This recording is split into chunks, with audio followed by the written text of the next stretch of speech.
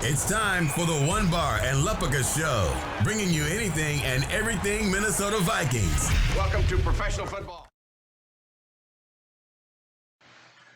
Hello and welcome back to the One Bar and Lupagus Show. I am Lupagus, and today is a big anniversary in Vikings history. And if you don't know what it is, stay tuned to find out. Before we get into the big anniversary, be sure to subscribe to our channel, like our videos. Again, we'll be pumping stuff out for you every single day. Vikings related, get your fix, get your snorting, whatever you need. We'll be pumping out the content for you every damn day.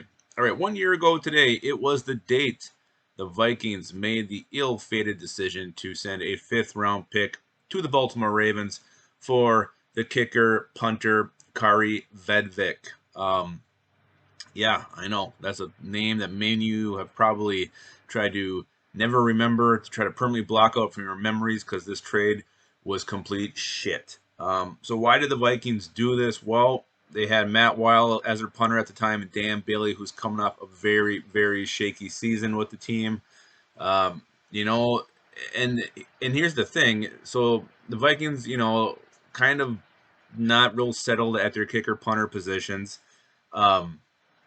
They see this guy who in the first playoff game or preseason game for the Ravens that year, he hit 4 field goals, including a 55-yarder. Apparently that was enough for Rick Spielman to say, I have to have this guy, and sent a 5th-round pick, which was number 170, to the Ravens for this guy who, there were rumors swirling around that he was not just going to be the Vikings kicker, but also the punter.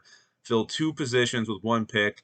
While many figured this was a bit of a gamble, they also saw the logic behind it and were semi on board with it anyway.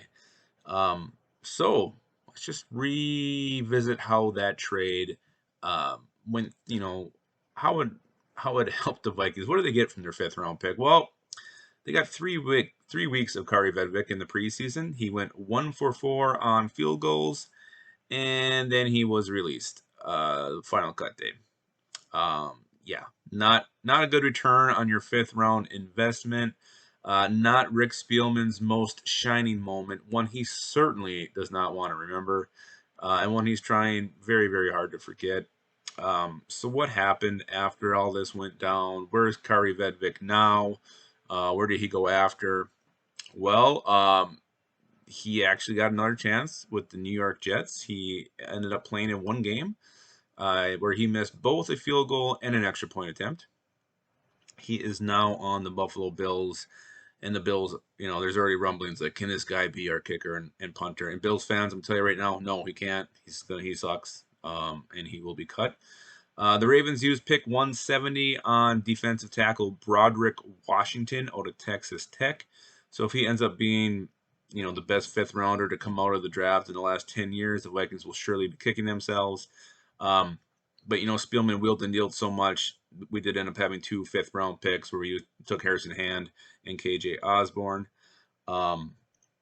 Yeah, so again, the anniversary of one of Rick Spielman's worst trades he's ever made. There is some silver lining here, though, and maybe this is why the 5th-round pick ended up being worth it. The competition clearly made Dan Bailey better. I mean, he returned to his glory days with the Cowboys. He went on to make 27 to 29 field goals last year for an impressive 93.1 percentage.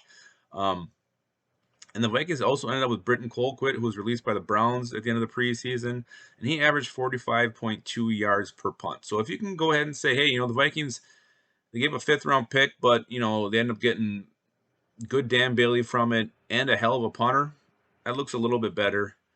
But forever, August 11th, 2019 will be a day that lives on in Viking infamy. Kaare Vedvik.